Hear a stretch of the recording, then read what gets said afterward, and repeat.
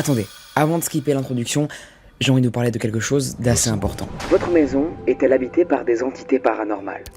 C'est la question que je me pose.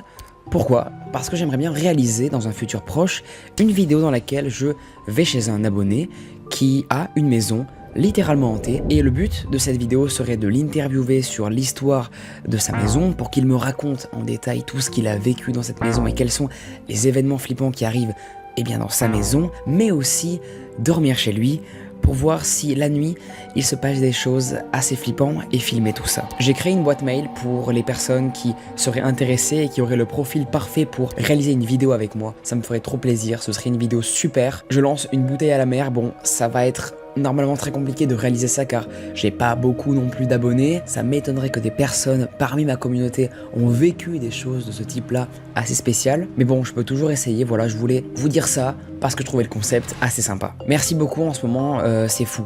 Les retours sont dingues sur les histoires. Aujourd'hui j'avais envie de vous sortir une vidéo compilation pour un petit peu souffler et préparer les vidéos qui vont arriver plus tard. Les vidéos d'Halloween, on est sur des vidéos tous les jours. C'est très gros comme charge de travail, c'est conséquent mais j'aime trop vous faire des vidéos. Ces vidéos me permettent d'augmenter ma visibilité pour être honnête avec vous, et c'est super cool car beaucoup plus de personnes découvrent les autres vidéos du coup et ma chaîne en même temps et ça fait super plaisir. J'espère que vous apprécierez ces 10 histoires d'horreur qui ont été déjà du coup racontées par moi sur cette chaîne YouTube et que vous avez particulièrement adoré, mais aussi qui vous ont fait particulièrement peur. Bonne vidéo à tous, n'hésitez pas à vous abonner, à mettre un like. Et j'arrête de parler, on commence directement avec la première histoire. Le 29 novembre 2011, un événement terrible va se passer sur 4chan. Une personne anonyme va poster une photo. Cette photo, eh bien c'est Emily Sander.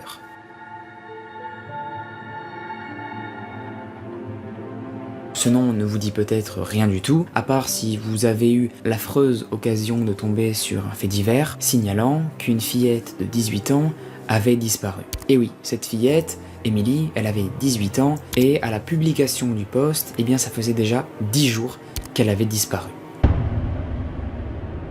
Et à côté de cette fameuse photo, il y avait une phrase qui indiquait exactement ceci. Si quelqu'un peut deviner correctement son propre numéro de message, je vous dirai où elle est enterrée. 4chan s'est directement intéressé à l'affaire, mais au début, voilà, tout le monde pensait que c'était faux, que le gars était un troll et qu'il mentait totalement sur ce message-là. Ils vont penser qu'il a juste pris une photo sur internet, qu'il a fait un vieux montage nul et qu'il s'est revendiqué comme étant le tueur de cette femme-là ou le kidnappeur. Mais là, il y a un autre utilisateur qui va se chauffer pour, voilà, essayer de décrypter le numéro qu'il y avait sur la photo pour voir si le gars qui avait publié la photo, eh bien, ne mentait pas et allait réellement nous donner plus d'informations sur la fameuse photo qu'il aurait prise de Emily Sander.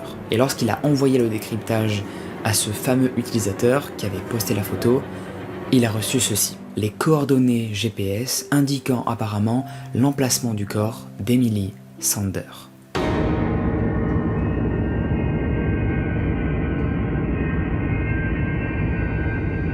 Celles-ci, elles vont indiquer un endroit situé au bord d'une route à 80 km à l'est d'Eldorado, au Kansas. C'était l'endroit exact où les policiers, ils ont retrouvé 1h30 après que le post ait été créé, le corps d'Emily. L'autopsie va révéler, quand on va déterrer en fait Emily, des faits complètement horribles. Elle a vécu des choses malheureusement très fréquentes que vivent beaucoup de femmes à l'heure d'aujourd'hui, qui sont grave horribles, et voici ce qu'elle a vécu. Emily, elle avait été, on ne sait pendant combien de temps, violée pour finir par être chassée et assassinée, pour que son corps finisse jeté sur le bord de la route. La police, sans réfléchir, vont se tourner directement sur une personne. Cette personne-là, c'est Israel Mirles. Juste après la mort de Sander, étonnamment, le gars il s'est dit « Je vais me barrer au Mexique. Voilà, j'ai aucune raison d'y aller, mais je vais partir. Voilà. Peut-être un petit voyage ?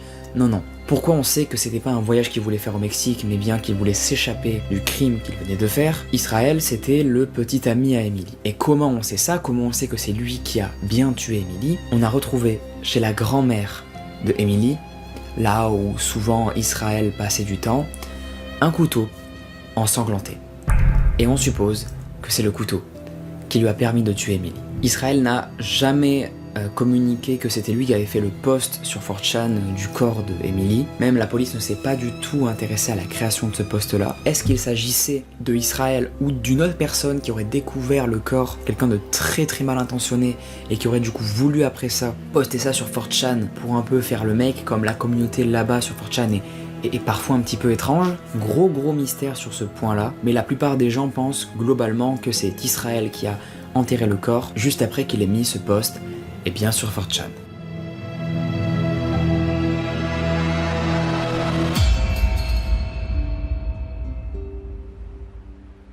Emily Madonia est une violoniste de Houston. Elle vit au Texas avec sa fille et son mari, et elle va prétendre sur Facebook que sa fille a une poupée qu'elle pense hantée. En décembre, elle va expliquer dans un long post Facebook que pour Noël, sa fille a reçu une poupée de la Reine des Neiges. Au début, la poupée était programmée pour ne chanter qu'en anglais.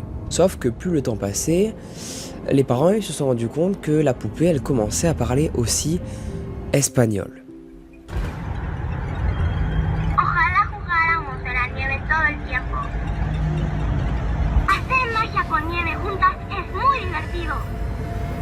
A mi hermana Ana y a mí nos gusta jugar en la nieve. Sur la poupée, la mère nous explique qu'il y avait une sorte de bouton et que quand on appuyait dessus, la poupée disait « Let it go ».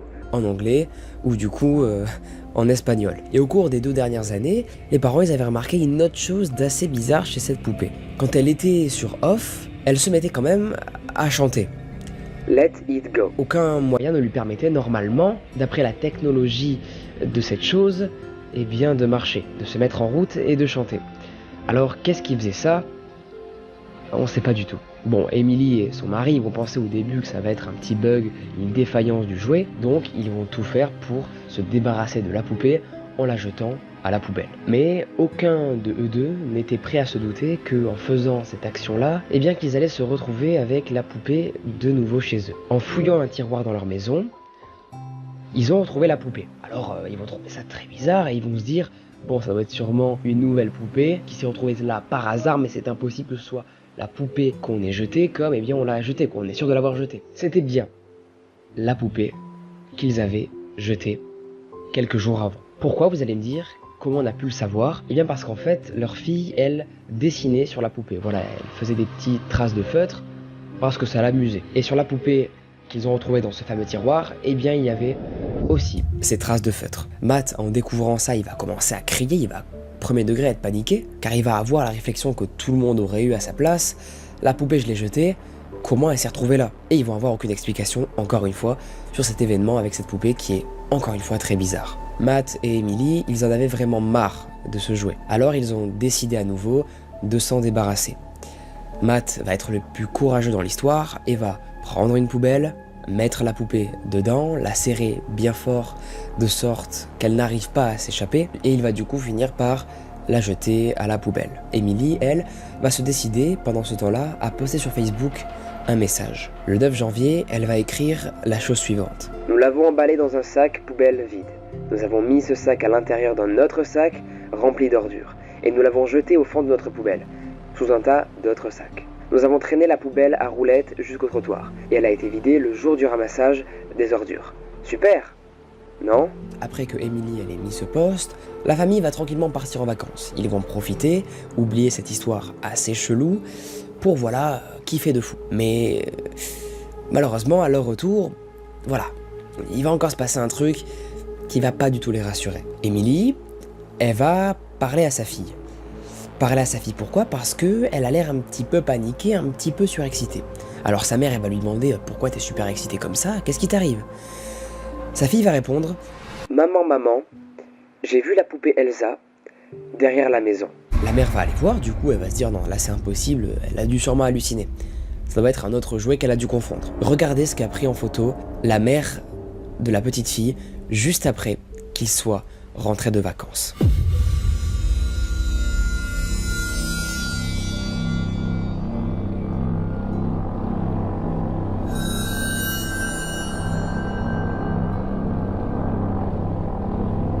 Le post sur Facebook va, comme vous l'aurez deviné, exploser. Il va devenir directement viral car l'histoire anime vraiment les gens, ils sont grave intéressés et veulent savoir la suite. Qu'est-ce qu'il en est de cette poupée du coup maintenant?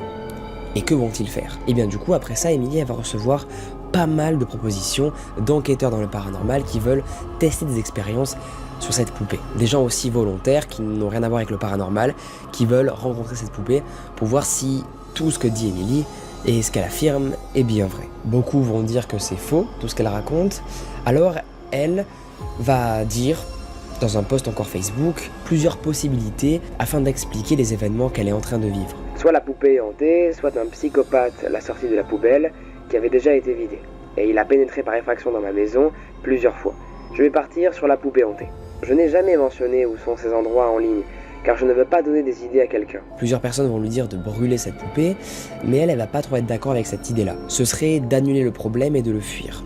Alors qu'elle avait plutôt envie de le comprendre. Elle était persuadée que si elle en venait à supprimer cette poupée définitivement, eh bien que la chose sortirait quand même et continuerait à les hanter. Finalement, Emily va décider d'envoyer cette poupée-là à quelqu'un. Ce quelqu'un, c'est un ami à elle qui s'appelle Chris Hogan. Ce fameux gars, il habitait à plus de 2500 km de chez elle, mais ce n'est pas pour autant qu'il s'est dégonflé à la voir. Il a demandé à Emily quand même si elle pouvait lui envoyer par la poste, et quand il l'a reçu, Emily lui a demandé si elle avait bien les taches qu'avait dessinées sa fille sur elle, pour voir si c'était bien la vraie poupée. Figurez-vous qu'il a bien reçu la poupée qui hantait la maison d'Emily et sa famille depuis un certain temps, donc là, pour l'instant, tout est good. Mais avant qu'elle arrive à destination, donc chez Chris Hogan, le sceptique du paranormal, comme elle l'appelait, la poupée, elle a fait un dernier truc un petit peu flippant à Emily, qu'elle a expliqué dans un post. La dernière chose qu'elle a faite quand je l'ai mise dans la boîte pour la poster à mon ami a été de rire, pendant l'espace de 30 secondes. Je précise qu'elle n'avait jamais fait ça auparavant. Chris va scotcher cette poupée Elsa à sa Jeep, voiture qu'il aimait pas mal, précision qui n'a pas forcément d'intérêt. Et en faisant cette action-là, il va promettre à Emily, par message, que s'il arrive quoi que ce soit, qu'il la préviendrait dans les plus brefs délais. Emily va espérer ne plus jamais voir la poupée, et malheureusement, elle avait raison. Ne vous inquiétez pas. Emily n'a plus jamais vécu de trucs bizarres avec cette poupée-là. On espère que Chris non plus, on n'a pas de nouvelles de Chris, mais on espère qu'il est toujours en vie finalement. Emily va cependant terminer en disant que cette expérience-là, elle a vécu, ça lui a pas mal fait peur quand même sur pas mal d'aspects, mais aussi que sur certains aspects, ça l'a pas mal divertie. Elle n'en sort pas traumatisée de tout ça, sa fille non plus, elle était assez chill avec cette histoire-là, son mari, pareil. Donc en vrai, ça se finit assez bien, mais voilà. Peut-être que la famille a été juste sur le chemin d'une entité qui n'arrivait pas à trouver le chemin du paradis. Mais elle va nous dire qu'elle est très heureuse que la poupée ne soit plus là, ne soit plus dans leur maison et qu'elle vit beaucoup mieux depuis ce jour. Et on la comprend. Merci d'avoir regardé cette vidéo les amis, ça fait très plaisir. N'hésitez pas à vous abonner, à liker si vous aimez ce genre de vidéos. Si vous voulez plus de vidéos, n'hésitez pas à me le mentionner en commentaire, ça me ferait très plaisir. Je parle très vite car demain quoi, je travaille à l'EHPAD.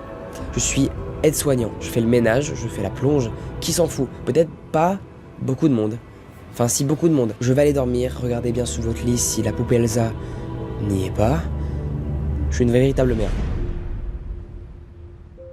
Une mère célibataire, qu'on appellera Rebecca tout au long de l'histoire, va poster sur Reddit un jour qu'elle a utilisé une application qui s'appelle Sleep as Android. Cette application n'avait qu'un seul but, l'aider à obtenir un sommeil beaucoup plus reposant. Cette appli servait aussi à voir si pendant la nuit, Rebecca elle faisait du bruit. Elle a donc coché une fonction dans l'application qui permettrait à l'appli de commencer un enregistrement dès qu'un seul bruit se ferait entendre dans la pièce. Elle trouvait cette fonction là super cool car en fait son but c'était de voir si pendant la nuit elle parlait. Comme elle souffrait d'apnée du sommeil, pour elle c'était le meilleur moyen de vérifier. Mais au lieu d'avoir la réponse qu'elle voulait, de voir même si elle disait quelques mots rigolos, elle a été très étonnée. Elle a découvert quelque chose qu'elle n'aurait jamais pu penser. Un soir, pour vous mettre un peu de contexte, elle dormait tranquillement, elle a mis en route l'application et il faut savoir que dans la maison se trouvait seulement son fils de 3 ans. Et du coup, la nuit se passe, elle n'observe rien d'étrange, rien d'alarmant, une nuit vraiment des plus tranquilles, des plus banales. Sauf que le lendemain matin, quand elle s'est réveillée, elle a voulu regarder l'application. Et c'est là où elle a remarqué que plusieurs bruits avait été enregistrée. Sur l'application, il y avait indiqué qu'elle s'était allumée à 2h04 du matin, captant un bruit assez étrange. Elle va l'écouter, appuyer sur le bouton play pour lancer l'audio, et là elle va entendre comme si quelqu'un volait chez elle des vêtements, qu'il fouillait dans les tiroirs. Elle entendait les frottements des habits, les tiroirs qui s'ouvrent, on aurait dit qu'un cambrioleur était chez eux. Elle va un peu flipper et se décider du coup d'écouter le deuxième audio qui a été enregistré. Et cette fois-ci, c'est encore pire. Elle va appuyer sur play et là elle va s'entendre dans l'enregistrement en train de demander « Mais qu'est-ce que tu fais ?»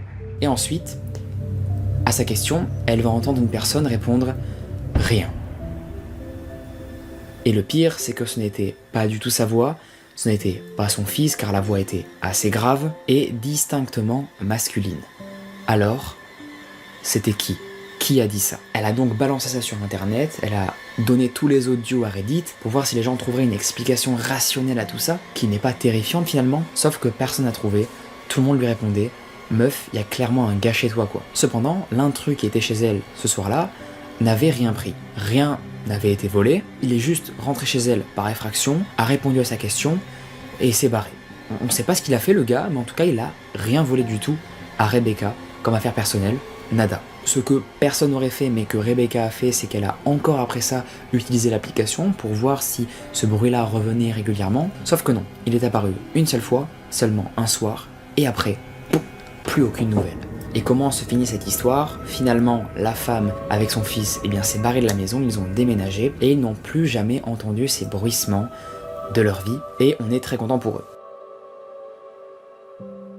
La personne qui va nous faire part de son histoire aujourd'hui, elle s'appelle Violette. Violette, elle va commencer par nous dire quelques petits détails qui seront assez importants pour la suite de l'histoire. Elle va commencer par nous dire, Violette, dans son post, qu'elle est de taille assez moyenne, qu'elle a aussi des cheveux bruns, des yeux marrons et la peau mate. Et elle ferait aussi apparemment plus que son âge. Comme elle nous le dit, ces informations peuvent être très peu intéressantes pour le moment, mais celles-ci, vous allez voir, auront de l'importance dans la suite de l'histoire. Et maintenant, les amis, venons-en à l'incident qui a terrorisé Violette quand elle avait l'âge de 12-13 ans. Ce fameux incident, apparemment, il se serait passé un midi d'été où le père de Violette aurait invité un collègue de son travail, qu'on va d'ailleurs appeler Francis. Comme nous le décrit Violette, apparemment ce fameux Francis avait entre 50 et 60 ans, il était chauve avec des lunettes, plutôt grand et un peu en surpoids. Enfin bref, une personne tout à fait normale quoi, mais seulement pendant 10 minutes. Puis après, il a commencé à dire à Violette « Oh, tu es très jolie ». Il a même aussi après ça commencé à l'appeler fille à la place de Violette.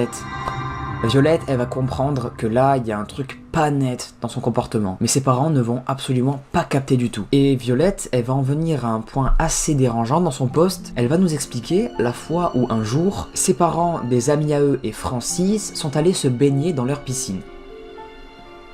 Jusque-là, rien de ouf. Violette, elle, n'avait pas voulu aller se baigner, donc elle est restée dans sa chambre regarder une série. Et puis, après quelques minutes s'être installée pour regarder confortablement sa série, elle va entendre des bruits de pas dans le couloir. Comme si une personne en fait se rapprochait de plus en plus de sa chambre. Ça va commencer à la faire flipper parce qu'elle ne reconnaît pas ces bruits de pas. Vous savez, dans la plupart du temps, l'être humain arrive à reconnaître quand les bruits de pas sont familiers ou inconnus. Et là, c'est ce qui va du coup arriver à Violette. Elle ne va pas réussir à reconnaître ces bruits de pas. Donc elle va regarder vers sa porte, qui est elle entrouverte. Et là, elle va tout simplement voir une chose d'assez terrifiante. Il y a Francis, entre le mur et la porte, qui laisse entrevoir sa tête. Il va finir par ouvrir totalement la porte et va s'asseoir à côté de Violette. Violette, elle va nous dire que ce moment était horrible parce qu'il commençait à s'approcher de plus en plus d'elle. Il faisait exprès en fait de se coller à elle. Mais heureusement, au bout de 15 minutes, cela va se stopper par une prise de parole de Juliette qui va dire à Francis « Là, j'ai vraiment une envie urgente d'aller aux toilettes, donc s'il te plaît, laisse-moi tranquille. » Violette, elle va finir par se libérer de Francis et va taper un énorme sprint aux chiottes et va essayer, comme elle le peut, de se calmer et de relativiser. Parce que ce qui vient de lui arriver, honnêtement, est la pire des choses. Elle va ensuite de ça rejoindre ses parents, mais ne va absolument rien dire de ce qui vient de se passer. Et Francis, lui aussi, va revenir avec les parents, comme si rien de tout ça ne s'était passé. Violette, elle va nous dire que même si elle ne parlait pas du comportement méga chelou qu'avait Francis envers elle, ce n'est pas pour autant qu'elle observait et se méfiait de ouf, quoi, de cette personne, de ce Francis. Mais heureusement, vous inquiétez pas, après cet événement-là, il ne s'est plus rien passé avec Francis. C'est absolument faux, vous en doutez bien. Il s'est passé des choses encore plus graves. Et on y vient maintenant. Violette, elle va nous raconter qu'un autre jour, Francis et son père à Violette étaient au travail, et sans faire exprès en fait, le père de Violette a cassé le doigt à Francis. Et de base, dans cette situation, toute personne se faisant casser le doigt par une autre personne, lui fait la gueule ou même ne lui parle plus. Mais pas là. Au contraire, après cet événement, Francis, il s'est de plus en plus rapproché de la famille de Violette. Francis est même devenu par la suite même le meilleur ami du père de Violette. Elle va nous dire, Violette, qu'apparemment elle le voyait quasiment toutes les semaines à la maison. Mais cela dit, il y a une personne de la famille qui ressentait le même sentiment envers Francis, c'était la mère de Violette, qui trouvait le comportement de Francis aussi très bizarre avec Violette et surtout avec les femmes. Mais même avec tous les doutes de la mère et de Violette, ça n'a pas convaincu le père de Violette à ne plus faire confiance à Francis. Malheureusement, ça va être tout l'inverse, parce qu'il va décider de lui attribuer, pendant qu'il partait en vacances, la maison. Comme nous dit Juliette, quand ils étaient en fait en voyage à Bali, Francis avait l'accès total de leur maison. Et Violette, elle va nous dire que le jour avant de partir en vacances, ce qu'elle faisait à l'avance, c'est que par précaution, elle mettait un morceau de papier dans son tiroir à sous-vêtements, de manière à ce que si une personne viendrait à l'ouvrir, le papier tomberait directement. Histoire de la rassurer, Violette, elle a préféré faire ça. Pendant les vacances, comme nous dit Violette, ils voulaient pas trop exploser leur forfait téléphonique, et donc pour remédier à ça, ils ont décidé d'acheter un ancien téléphone pour parler sur WhatsApp avec la famille. WhatsApp qui, je précise, était connecté avec tous les téléphones, mais aussi pour que le père de Violette prenne des nouvelles de Francis. Et le père de Violette, quelques jours après qu'il soit parti en vacances, il va décider de prendre des nouvelles de Francis, pour voir si à la maison,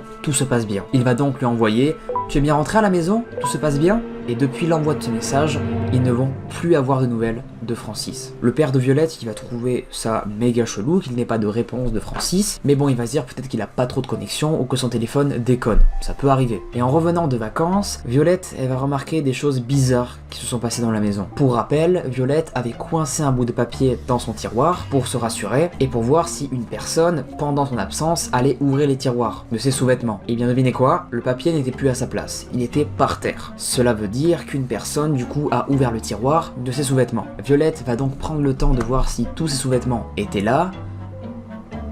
Eh bien non, surprise, il lui manquait 3 de ses sous-vêtements à Violette. Étrange que des choses disparaissent, comme la seule personne qui aurait pu venir dans la maison, c'est Francis. Puis, la semaine qui va suivre, Violette, elle va recevoir l'appel d'un numéro inconnu. L'homme avec qui elle discutait au bout du fil, apparemment lui aurait dit ceci. J'ai reçu un message de ton numéro, tu es très charmante. Répugnant. Alors là, Violette, elle va être sans voix. Elle est restée apparemment, comme elle nous dit, devant son mur pendant 10 minutes à le fixer, tant bouleversée de ce qui vient de lui arriver. Elle va donc, après cet appel, aller voir son père pour tout lui raconter de ce qui vient de lui arriver. Et pendant que son père composait le numéro de téléphone sur son téléphone, Violette, elle va lui dire que la voix ressemblait vraiment beaucoup à la voix de Francis. Mais elle n'était pas vraiment sûre. Le père, après avoir pris le temps de composer le numéro de téléphone, va mettre le haut-parleur. Et Violette, à ce moment-là, elle va entendre quelque chose qui va lui glacer le sang. Elle va entendre ceci. Bonjour, vous êtes sur la messagerie de Francis. Laissez un message après le bip. Et après cette fin d'appel, ils n'ont plus jamais eu de nouvelles de cette histoire. Plus aucune nouvelle de Francis depuis la garde de la maison, plus aucune nouvelle de ce mec. Et au repas d'anniversaire de ses 15 ans, à Violette, elle va remettre le sujet sur le tapis. Et c'est à ce moment-là qu'elle a appris la suite de l'histoire. Son père, à Violette, il va nous dire qu'il avait contacté un pote à lui de la police qui avait créé 3 faux profils de filles mineures sur WhatsApp. Et ces profils que le policier créait, ils étaient assez différents. Donc on avait une blonde, une brune, une métisse, enfin bref, tout plein de filles différentes par leurs différentes caractéristiques. Et parmi ces profils, les enquêteurs, ils ont remarqué en fait que ce fameux Francis, en le contactant, il ne sélectionnait et ne parlait qu'aux filles étant brunes, aux yeux marrants, et avec la peau mate. Souvenez-vous, j'avais dit en début de vidéo que Violette était une fille brune, avait les yeux marrons et avait la peau mate. Donc est-ce que cet énorme psychopathe Francis essayait de retrouver Violette pour lui parler? On se rappelle qu'il a quand même 60 ans, enfin entre 50 et 60 ans. Très bizarre le boug. On ne sait pas, mais ça fait bien bader et à ce jour la police essaye encore de le retrouver. Et cette histoire, les amis, elle se finit là. Pour une fois, on a une réelle fin, même si la personne n'a pas encore été retrouvée. On a de la chance parce que cette personne n'est pas en France. Enfin, du moins, je l'espère, parce que c'est assez ouf, sinon, enfin, du moins pas très rassurant. Bref, les amis, j'espère que vous aurez aimé ce petit thread d'horreur. Ça me fait toujours plaisir, en vrai, de raconter les histoires. Il y a un moment où ça me saoulait de ouf de faire des threads. Il y a une époque où j'étais en mode oh, pas fou, j'en ai marre, mais là ça revient donc c'est trop cool. Je reprends la passion pour raconter des histoires à vous-même parce que je vous aime beaucoup.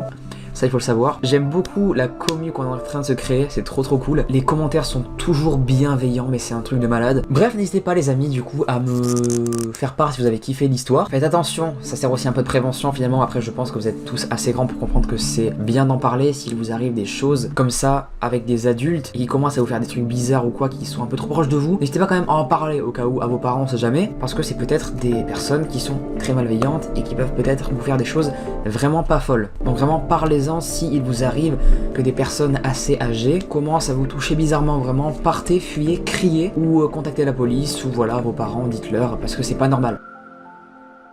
Pour ceux qui me connaissent, vous le savez, je suis un mordu des trucs glauques. Et forcément, si je suis là aujourd'hui, c'est que j'ai une histoire pour vous et je vous conseille de souffler un bon coup, de vous poser confortablement, parce que cette histoire va vous traumatiser.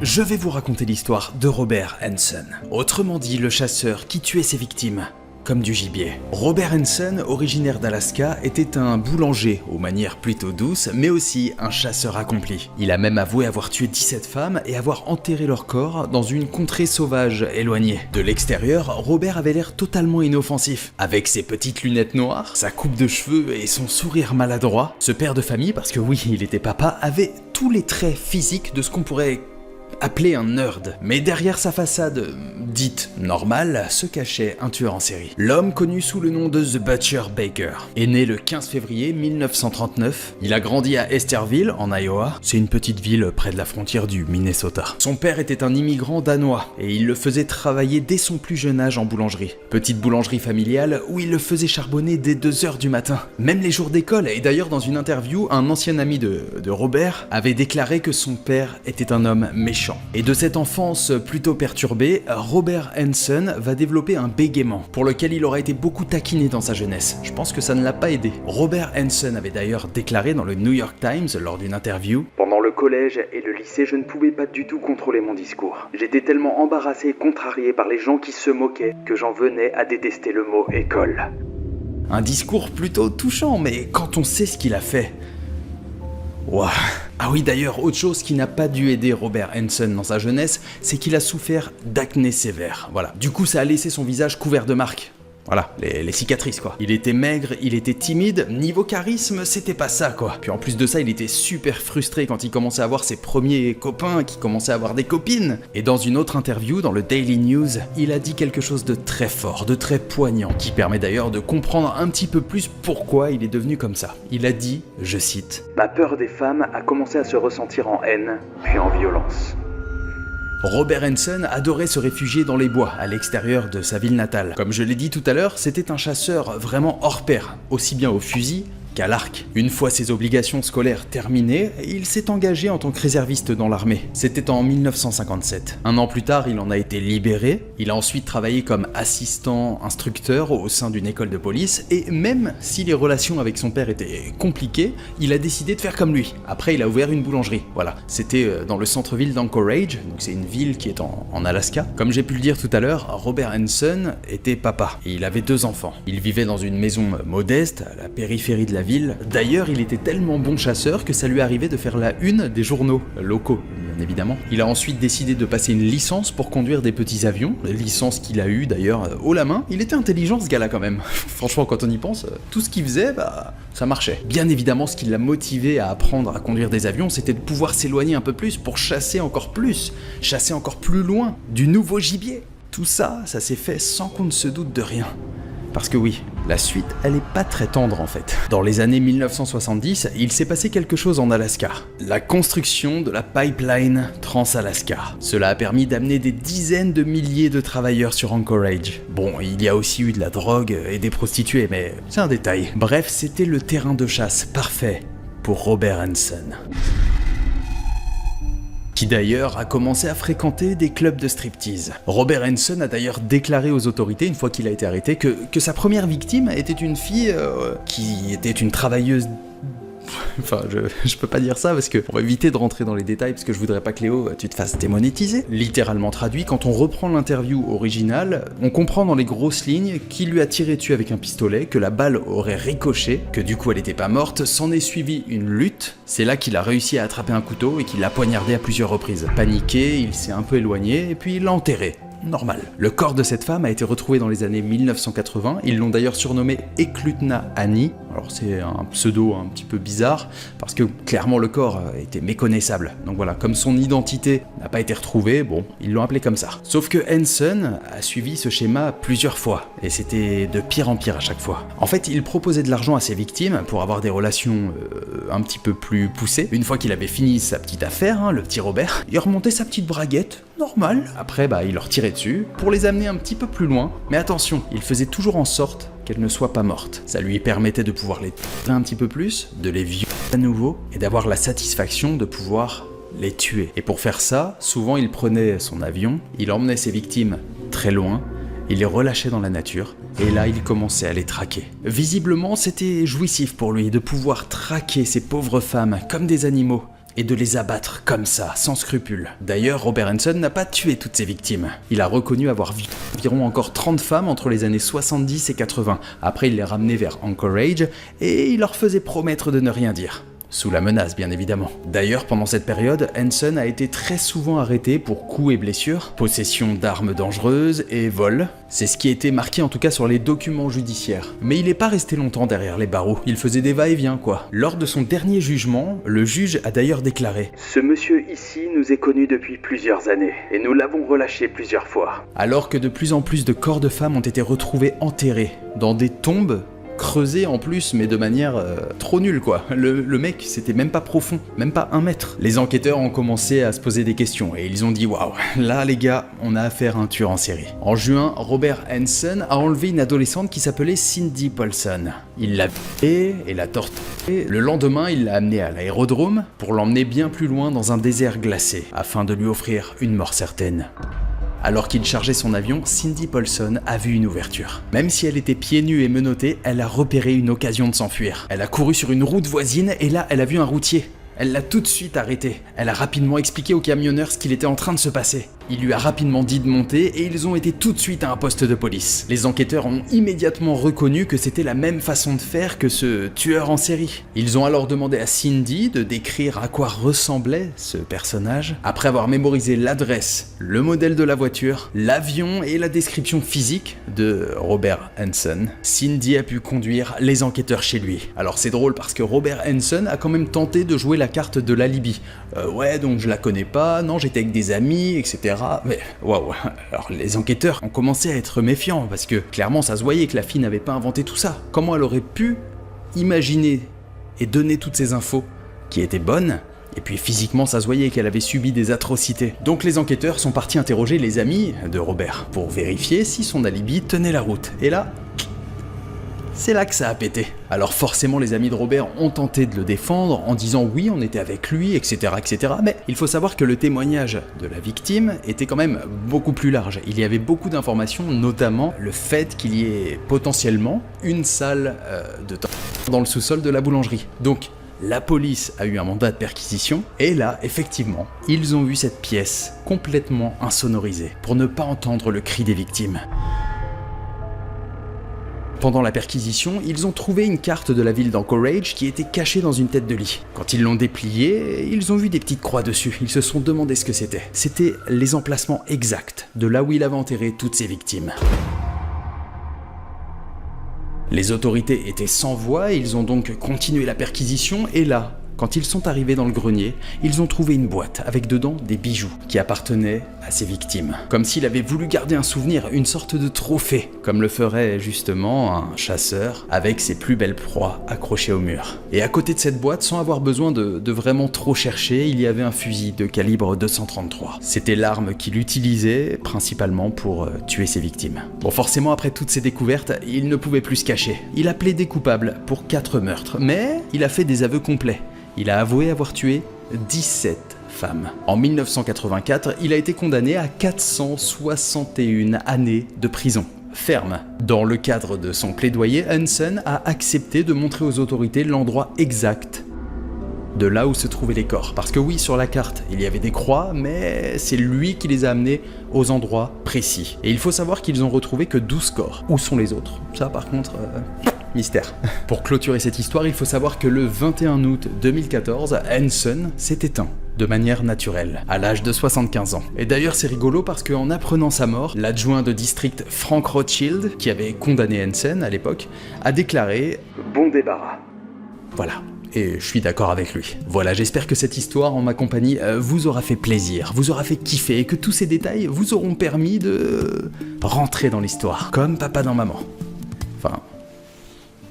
Merci Mikey pour cette histoire, j'espère que les gens auront pu apprécier ton histoire, même si voilà t'es pas trop habitué à raconter des histoires comme par exemple Aken ou moi. Voilà, je demanderai d'être indulgent en commentaire, mais en tout cas moi perso j'ai trouvé ça plutôt cool. La personne, du coup les amis, qui va nous raconter l'histoire d'aujourd'hui, il s'appelle Isaac. Et Isaac, dans son post, il nous précise qu'il est parti pour nous raconter les péripéties les plus folles et flippantes qu'il a vécues avec sa bande de potes. Isaac, il va commencer par nous dire que dans sa bande, c'était un peu à vrai dire la personne qui avait souvent peur dans le groupe, mais qui restait tout autant drôle quand des événements flippants surgissaient. Mais malgré qu'Isaac, il était pas bien lors d'Urbex, il en a quand même fait pas mal avec ses potes. Et c'en est même limite devenu pour eux un rendez-vous qu'ils faisaient souvent. Ils allaient des fois se balader par moments dans des lieux abandonnés, ce qu'on a tous fait, je pense. Et va arriver un soir où Isaac et ses potes, vers 1h du matin, ils vont se dire « Eh, mais pourquoi pas faire un urbex? Il est tard, il fait nuit, l'ambiance est parfaite pour aller explorer un lieu abandonné. » On est cons, des fois, d'avoir des idées comme ça, nous les jeunes, les ados. Nous sommes sur une intelligence très peu fiable, là, à ce niveau-là, ouais. Et Isaac, il va nous mettre un petit contexte. Il va nous dire en fait que dans le lieu où ils sont allés, la personne apparemment qui vivait avant là serait morte. C'était apparemment un vieil homme qui habitait, et on ne saurait apparemment pas les raisons de sa mort. Enfin, du moins, Isaac, dans son post, nous dit pas comment cette personne est décédée.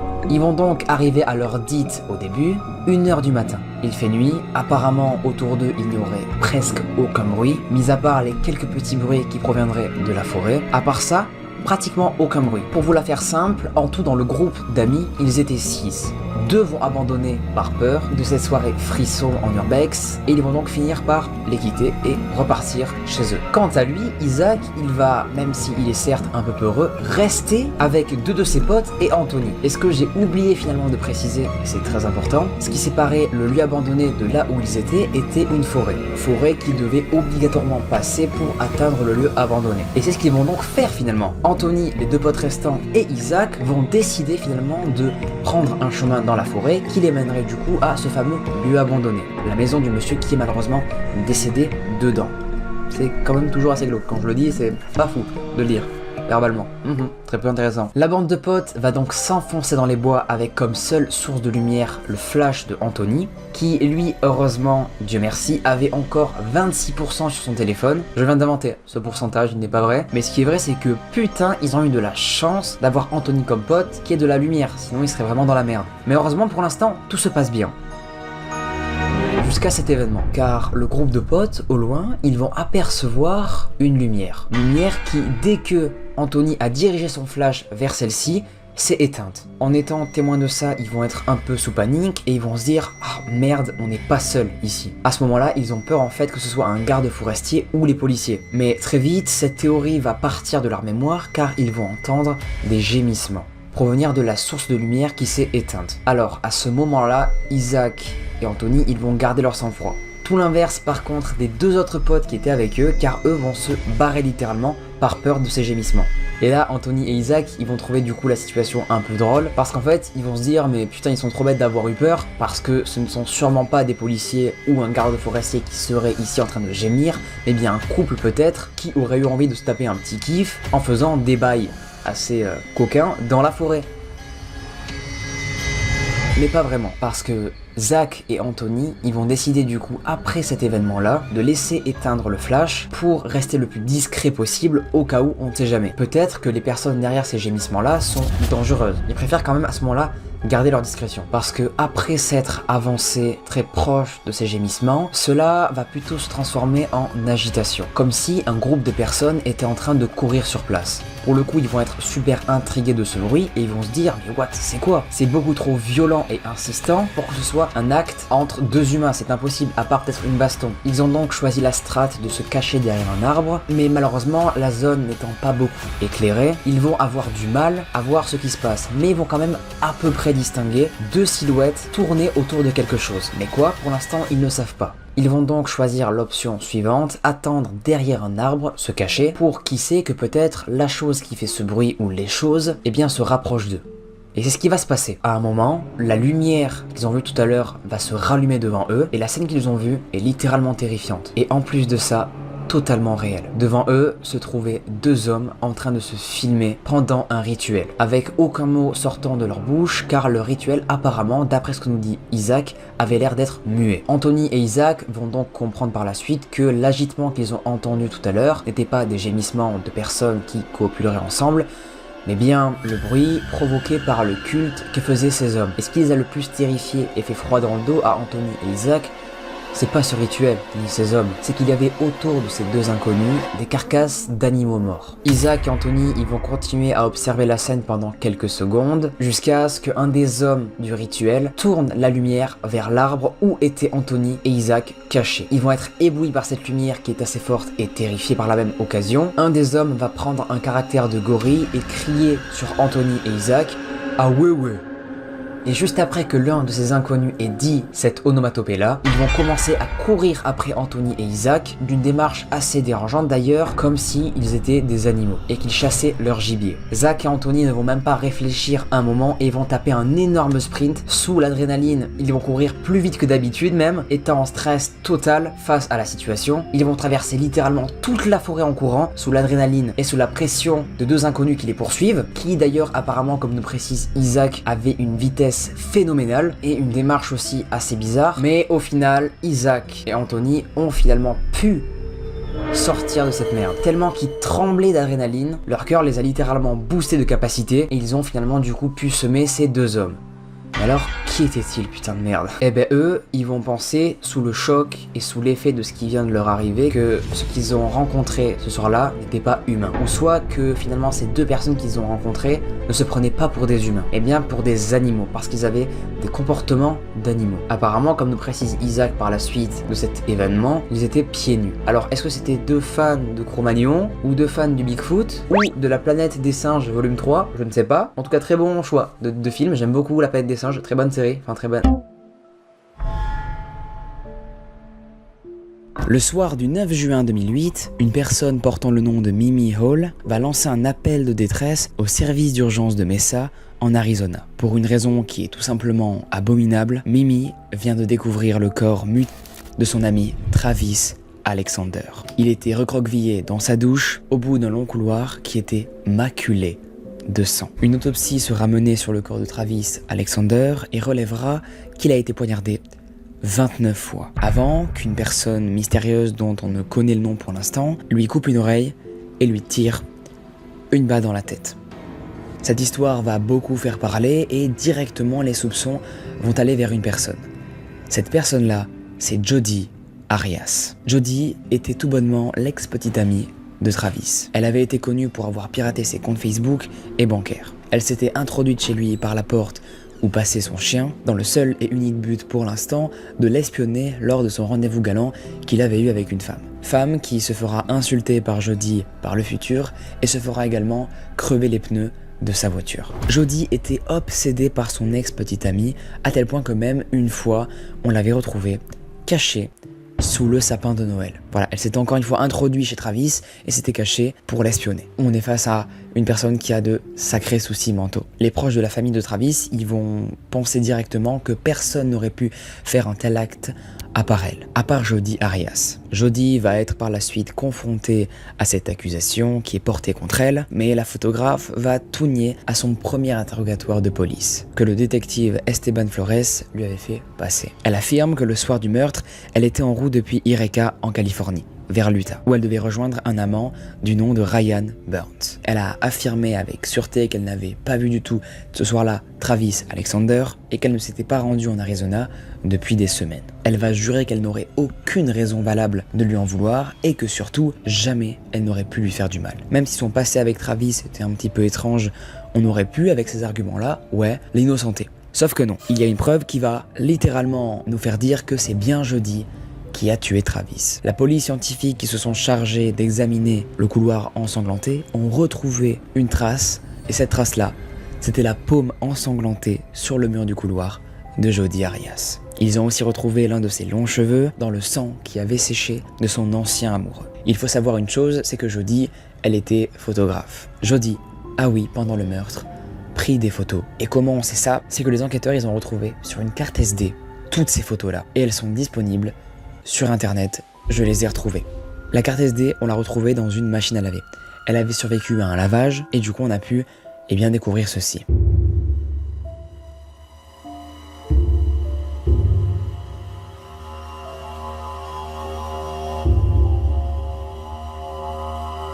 On va être sûr que c'est bien elle qui a tué Travis. Les photos avaient été prises le même jour où on avait retrouvé Travis chez lui, dans un bain de sang. C'est bien flippant quand on connaît le contexte. Esteban Flores, le détective chargé de l'interrogatoire, va parler à Jodie des photos compromettantes qu'elle avait prises, elle et son ex-petite amie, juste avant qu'elle ne le tue. Et alors là, son discours va totalement changer. Elle ne va même pas regarder les photos et va admettre directement que oui, elle était bien présente ce soir-là. Alors qu'au début, elle avait totalement dit l'inverse. Son discours est bipolaire. Elle va raconter qu'elle n'avait pas voulu le dire car elle craignait pour sa vie et celle de sa famille. D'après elle, 2 agresseurs armés, un homme et une femme, auraient surgi chez lui pendant qu'elle le photographiait sous la douche. 2 individus auraient attaqué Travis et l'auraient tué par la suite. Elle aurait eu la vie sauve comparée à son ex-petite amie si elle ne divulguait rien du tout sur ce qui venait de se passer. Même si l'histoire paraît folle, elle va tenir la route, elle n'est pas incohérente. Ça aurait pu arriver en vrai, mais le détective Flores ne va pas se laisser avoir par ces arguments-là. Il n'a pas envie d'être crédule et va continuer à l'interroger. Jodie va raconter cette histoire pendant plusieurs années, va maintenir sa position et va même jusqu'à aller passer dans des émissions de télé pour raconter cette version-là des faits et dire qu'elle est totalement innocente et qu'elle n'a rien fait. Mais à un moment, Jodie, elle a changé d'avocat. C'était quelque chose de très régulier, voilà.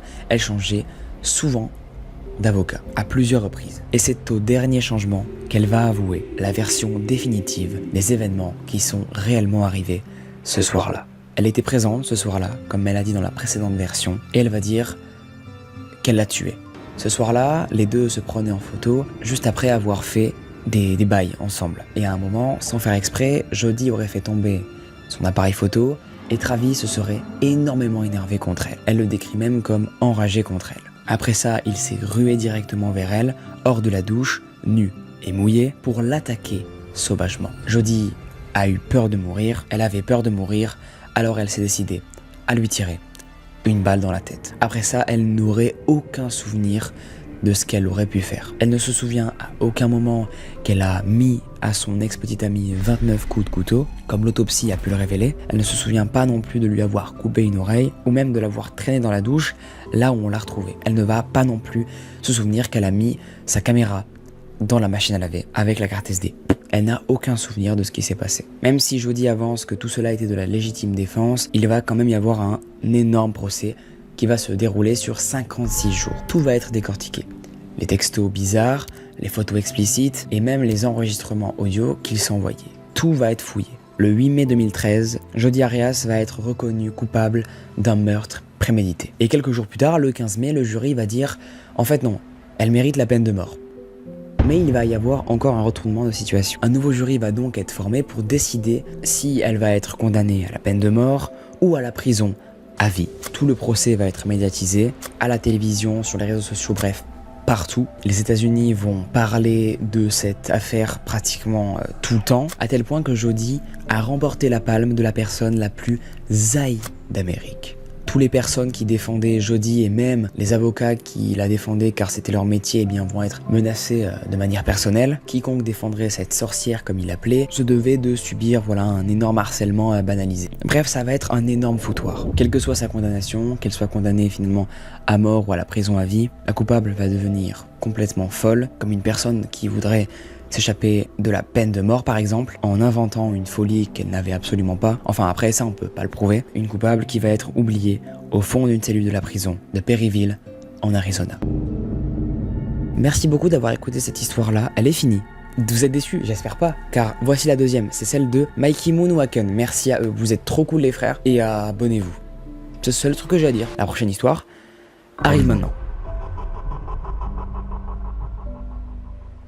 Salut Léo, merci pour l'invitation sur ta chaîne, j'espère que le sujet que j'ai choisi te plaira. C'est un sujet que j'ai déjà raconté sur ma chaîne, mais c'est vraiment quelque chose d'assez incroyable, une histoire assez mystérieuse, donc j'espère qu'elle te plaira et qu'elle plaira à tes abonnés. On est en 2007 dans la ville de Finecrest aux États-Unis et une jeune fille âgée de seulement 16 ans, Courtney, a reçu quelques messages de la part de ses amis qui l'ont étonnée. Ces messages sont assez particuliers car on lui demande pourquoi elle les a insultés. Courtney est assez surprise, elle se demande pourquoi on lui pose ce genre de questions, sachant qu'elle n'a envoyé aucun message, mais ses amis eux en sont sûrs, les messages qu'ils ont reçus viennent bien de sa part et de son téléphone. Courtney décide de passer rapidement à autre chose pour la simple et bonne raison qu'elle pense que ce que ses amis lui racontent, c'est juste une blague. Elle pense que ses amis en fait se sont accordés sur le fait de lui faire une blague, de faire croire qu'elle a envoyé des messages dont elle n'a pas connaissance. On pourrait donc penser qu'il n'y a rien de sérieux. Sauf que peu de temps après ces événements, ces fameux envois de messages, la Courtney elle-même, ainsi que certains de ses amis et tous les membres de sa famille, ont commencé à recevoir des messages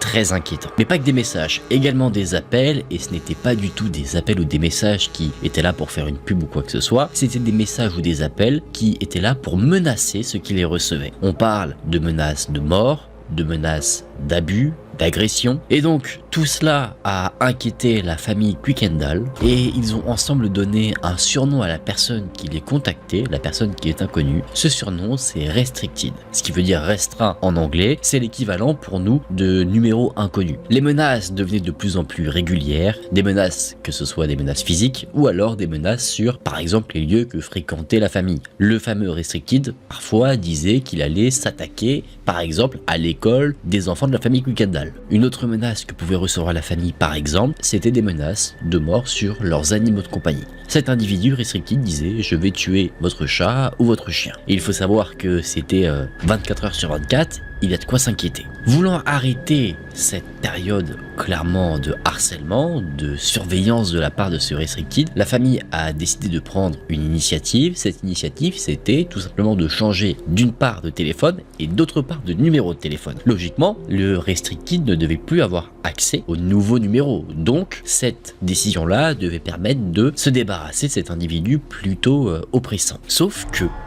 à la grande surprise de la famille Kuykendall, eh bien, le fait de changer de téléphone et de numéro de téléphone, ça n'a rien changé. Le fameux Restricted arrivait toujours à contacter la famille, peu importe ce qu'il pouvait faire. Donc au bout d'un moment, voulant vraiment arrêter cette situation, la famille est donc allée voir la police. La police a eu du mal à croire à ce qui était raconté, évidemment ça semble très gros, mais alors que la famille témoignait devant la police, quelque chose s'est passé et cette chose est devenue une preuve en soi irréfutable.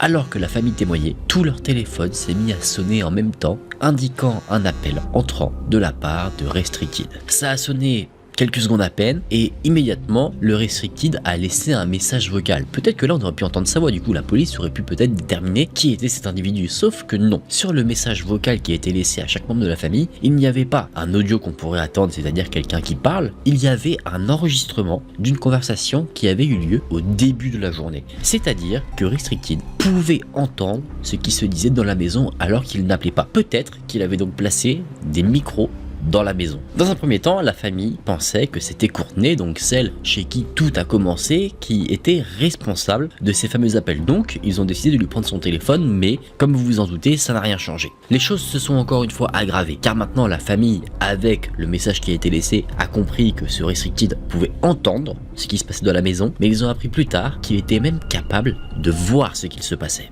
Par exemple, ils ont installé une alarme qui se désactive avec un code. Et peu de temps après l'avoir installé, Restricted a informé la famille qu'il connaissait déjà leur code d'accès. Et pour ajouter à la pression qu'avait ce Restricted sur la famille, il commentait de temps en temps ce que pouvait faire la famille. Par exemple, à un moment donné, la mère de famille cuisinait et elle découpait des citrons. Et ce Restricted a fait savoir en envoyant un message qu'il n'aimait pas les citrons. Parfois il disait qu'il n'aimait pas comment telle ou telle personne était habillé, donc la famille a commencé à se sentir vraiment très observée et vous comprenez bien que se sentir observé en continu par quelqu'un qu'on ne connaît pas, c'est quelque chose qui doit être insupportable à vivre. Je tiens à préciser que à ce moment-là, la famille ne sait toujours pas qui est cet individu, elle a failli savoir peut-être qui c'était, car une nuit, quelqu'un, alors qui, on ne sait pas, a tapé sur un des murs de la maison et s'est ensuite enfui en courant. Il n'a pas été rattrapé, il a disparu dans l'obscurité de la nuit. Est-ce que ça a été ce fameux Restricted ou quelqu'un qui n'a rien à voir à l'histoire? Personne ne le sait. La police de son côté enquête, évidemment,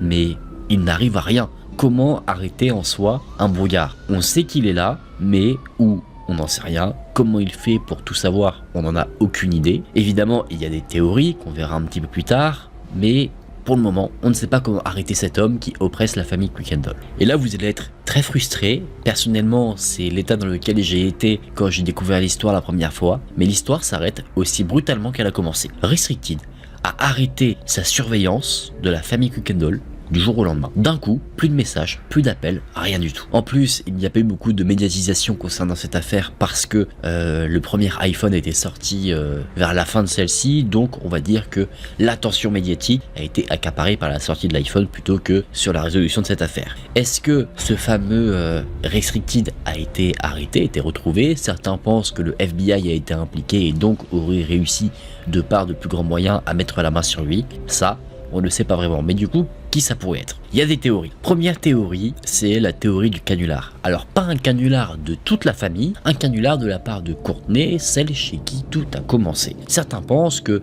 utilisait son téléphone ou un autre téléphone qu'elle avait en sa possession pour justement s'amuser, se jouer de toute sa famille. Elle s'est toujours défendue en disant pourquoi elle ferait ça à des gens qu'elle apprécie, et si jamais ça avait vraiment été elle, elle se serait arrêtée avant que cela ne prenne une grande ampleur, c'est-à-dire que ça passe devant la police. Et ça, on peut le comprendre. Autre théorie, c'est la théorie d'un hacker. Cette théorie explique que ce fameux Restricted serait quelqu'un qui aurait réussi à propager un virus dans le domicile des Kuykendall. Ça peut être par Courtney, par quelqu'un d'autre, ou alors avec l'intermédiaire d'un complice. Et là on peut se dire ok, mais du coup quand ils ont changé de téléphone, comment du coup il est resté dans la maison? On peut trouver quelque chose d'assez logique qui expliquerait tout cela. Par exemple, Courtney avait son MySpace, un des réseaux sociaux qu'elle avait connecté à son premier téléphone. Le virus aurait touché ce fameux compte MySpace et donc en reconnectant son nouveau téléphone à son compte MySpace, elle serait de nouveau infectée et le virus se serait ensuite propagé sur les autres appareils de la maison. Ça peut s'expliquer, je suis pas du tout doué en informatique donc je sais pas si c'est quelque chose qui semble faisable ou pas, mais sur le papier je trouve que ça se tient. Officiellement on ne sait pas ce qui s'est passé, bien qu'on ait quelques théories, ça c'est ma petite théorie personnelle. Peut-être que oui il a arrêté, mais on a dit à la famille de ne pas en parler au public, de garder l'information pour eux. Je pense que c'est quelque chose qui pourrait être demandé. En tout cas voilà pour cette affaire, une affaire bien mystérieuse. J'espère qu'elle vous a plu, je suis pas sûr qu'elle sera très longue parce que ça se passe pas non plus sur une grande période et bien qu'il se passe beaucoup de choses dans le sens où il y a beaucoup de messages qui ont été envoyés, il n'y a pas eu des trucs non plus très divers, il n'y a pas eu des appels, un piratage, des messages etc. C'était que appels et messages avec des menaces évidemment, donc je pense qu'on peut comprendre la détresse des personnes qui ont vécu ce type de situation. En tout cas, un mystère qui est réel et qui est, alors ça on ne le sait pas, non résolu pour nous. Peut-être que pour les autorités compétentes, eux, c'est clairement résolu. Merci Léo pour l'invitation sur ta chaîne. J'espère que la petite histoire que j'ai présentée t'a plu et a plu à tes abonnés. C'était un plaisir pour moi, donc merci encore de l'invitation. Et puis, je sais pas si tu conclus la vidéo directement ou si tu vas faire une petite outro. Donc, merci encore. Abonnez-vous à la chaîne de Léo. Mettez un petit j'aime, ça fait toujours plaisir pour son référencement et pour le soutenir. C'était Aken, merci d'avoir écouté mon histoire. Salut. On a tous déjà au moins une fois dans notre vie regardé un film d'horreur, ayant pour indication souvent au début et parfois même à la fin. Ce film est inspiré d'une histoire réelle. Même si cette précision-là est réalisée, eh bien elle est quand même très éloignée de la réalité. Pourquoi ? Parce que la réalité des faits est souvent bien pire. L'histoire aux événements très troublants que je vais vous raconter aujourd'hui dans cette vidéo, elle est arrivée à une famille, la famille Snedeker. Cette famille est constituée de 2 parents, Carmen et Allen Snedeker, et de 4 enfants, dont 3 qui sont des garçons, âgés pour un de 13 ans, un autre de 11 ans, et le dernier à 3 ans. Et pour la petite fille, elle a 6 ans. Les 2 plus grands étant les enfants de Carmen qu'elle avait eu d'un ancien mariage. Ce groupe constitué de frères et sœurs s'entendait relativement bien, et l'idole des plus petits était Philippe, l'aîné. Vraiment, ils l'adoraient, c'était un peu leur héros. Sauf que celui-ci, malheureusement, eh bien il avait une maladie.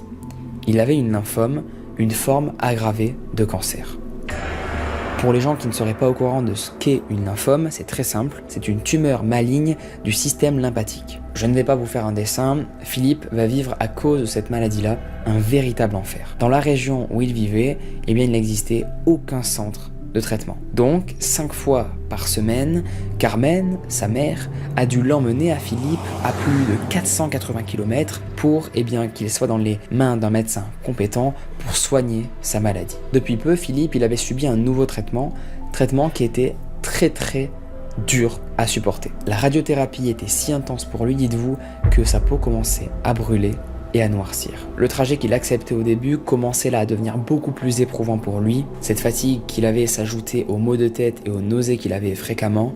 Bref, le petit a une vie horrible à ce moment-là. Sa mère n'avait peur que d'une seule chose, c'est que toutes ces épreuves-là finissent par le tuer. Alors, elle va finir par prendre une décision. Elle va commencer à faire ses petites recherches, téléphoner à plusieurs agences d'immobilier, mais va recevoir pas mal de réponses négatives. Personne ne semblait vouloir d'une famille avec 4 enfants. Mais finalement, quelques temps après, elle va accepter la première maison qui était disponible pour elle, sans même la visiter. Le 19 juin 1987, Carmen, Allen et leurs enfants vont donc quitter New York afin de s'installer dans une vieille maison que l'on a surnommée la Halalan House, au 208 Meriden Avenue, à Stonington, dans le Connecticut. Arrivée devant la maison, Carmen, la première chose qu'elle va faire, c'est supplier son mari pour qu'il aille voir si tout va bien, si la maison est correcte et qu'il n'y a aucun problème. Sans vraiment savoir pourquoi, elle était un petit peu angoissée à l'idée de la visiter seule. 15 minutes s'écoulent et Allen revient. Il s'approche de la voiture et lui demande de venir voir. Carmen, en entrant dans le hall, elle va remarquer une chose qui est assez particulière. Au-dessus de chaque cadrage de porte se trouvait un crucifix. Carmen va après ça se retourner vers son mari, et là elle va voir qu'il fait une tête un peu chelou, comme s'il était étonné. Ce dernier secouait la tête comme s'il était dans une incompréhension totale. Pourquoi Allen avait cette réaction-là? Car il avait compris qu'en fait il se tenait devant un salon funéraire. La famille se trouvait dans une maison qui avait été anciennement utilisé comme salon funéraire. Un salon funéraire, pour les personnes ne sachant pas ce que c'est, en fait c'est très simple. C'est un endroit, une pièce, où la famille proche est conviée à se recueillir une dernière fois auprès du défunt avant qu'il soit embaumé ou même incinéré. Carmen, quand elle va être au courant de ça, elle va être abasourdie, très angoissée, et va finir par suivre son mari qui lui s'est dirigé vers le sous-sol. Pour vous décrire un petit peu l'espace dans lequel il se trouvait, en bas de l'escalier se trouvait un long comptoir qui longeait 3 murs et une autre pièce s'ouvrait sur la droite. Et à cet endroit-là, une porte vitrée bloquait l'accès. Carmen a donc poussé instinctivement la porte et elle a directement compris qu'elle se trouvait dans une ancienne salle d'embaumement. L'embaumement, pour ceux qui ne savent pas ce que c'est en fait, c'est tout simplement ce qui désigne l'ensemble des techniques visant à conserver les corps des personnes mortes dans un état plus ou moins proche de celui qu'ils avaient. Dans la pièce où ils étaient se trouvait une table de fer, différents lavabos, des poignées de cercueils, des étiquettes, des photos jaunies et même un ascenseur à cercueil. Tout portait à croire qu'ils étaient dans une maison avec un passé assez lourd. Et cette découverte assez glauque ne va pas être la seule du voyage. Carmen va directement après ça se retourner vers son mari et va lui dire « Nous avons un fils qui se bat contre le cancer. Je ne veux pas qu'il soit confronté à sa propre mortalité.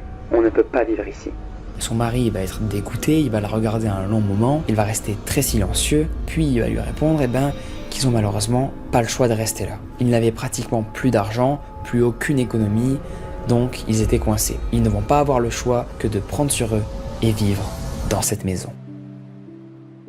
Carmen va donc faire le choix avec son mari de ne pas parler aux enfants de ce qu'ils ont vu. Ce ne serait pas un très bon moyen de rassurer les enfants, déjà que le petit Philippe est atteint d'une maladie très grave. Carmen et Allen, ils vont donc décider à un plan d'action pour cacher cette salle. Ils vont réfléchir un petit peu et trouver une solution. La solution, c'est de déplacer une bibliothèque, une petite qu'ils avaient dans leur maison, pour la mettre devant la porte, afin de cacher l'accès à la salle d'embaumement pour éviter que leurs enfants découvrent la sombre vérité que cache cette maison. Mais l'ancien propriétaire, qui va témoigner plus tard, va contester cette version des faits. Il va dire que la famille était totalement au courant avant même d'acheter la maison, que la maison contenait une pièce qui avait été utilisée comme salle funéraire. Qui croit du coup dans tout ça?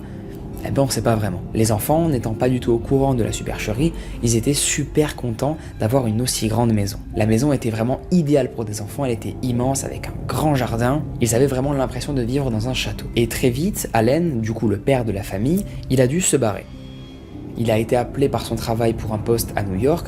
Du coup, lui, il n'a pas fait long feu dans la maison. Il s'est directement barré, laissant Carmen toute seule, avec les enfants. Philippe, il faut savoir qu'il était souvent pris de nausées horribles, il vomissait très régulièrement, alors Carmen, la mère, va décider de l'installer au sous-sol, car il avait en fait une petite baignoire qui était du coup super pratique au cas où Philippe aurait une envie pressante de vomir. Et même d'un point de vue pratique, si il aurait besoin de sa mère, elle pourrait facilement l'entendre. Philippe et donc son jeune frère Bradley dormaient dans ce qui avait été la salle d'exposition. C'était une salle qui était disposée juste à côté de l'ancienne salle d'embaumement dont Carmen avait bloqué l'entrée. Le premier soir qu'ils passèrent tous dans la maison, Philippe, l'aîné, va aller se coucher assez tôt, car il était assez épuisé. Carmen, elle était au téléphone avec son mari, qui, je le rappelle, était lui à New York. Elle va finir par clôturer la conversation et raccrocher, quand soudain, une silhouette va la faire sursauter. Cette silhouette n'était pas inconnue, c'était Philippe. Il se tenait dans l'embrasure de la porte et a dit à Carmen « J'ai entendu quelqu'un m'appeler. » Carmen ne va pas être si étonnée que ça, elle va tout simplement lui expliquer que ça doit sûrement être elle qu'elle a entendu, car elle était en conversation avec son père. Sauf que non, Philippe il va lui dire qu'elle se trompe totalement. Philippe a dit à sa mère qu'ils doivent vite quitter cette maison et ne plus jamais revenir, car d'après les dires de Philippe, il y aurait une présence maléfique dans la maison. On pourrait croire que c'est une farce au début de Philippe, mais pas du tout. On rappelle que l'enfant a 13 ans, et normalement, dans la normalité des cas, c'est pratiquement impossible qu'un enfant ait la malsénité de faire ça. Mais bon, pourquoi pas, on sait jamais.